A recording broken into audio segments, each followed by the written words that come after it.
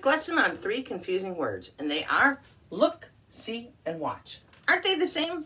Yeah, kinda, but a little different. Come here. Look means to use to draw attention to. Direct your eyes. Look, over there. Draw your attention over there. See means to notice with your eyes. Do you see what I see? Hey, isn't that a song? To notice with your eyes, like, can you see it? Can you see it? Got it? Good. Then, watch means to look at something or someone for a period of time. You want to watch a movie? Oh, okay. Or to pay attention to what's happening. Watch, you're going to see what happens. Observe, look intently. Got it? Look is used to draw your attention to or give a warning. Look out! See is to notice with your eyes. Watch is to look at something or someone for an extended period of time or to observe with intent. Got it? Why does English have 3 words that are oh so confusing and yet oh so close? I don't know.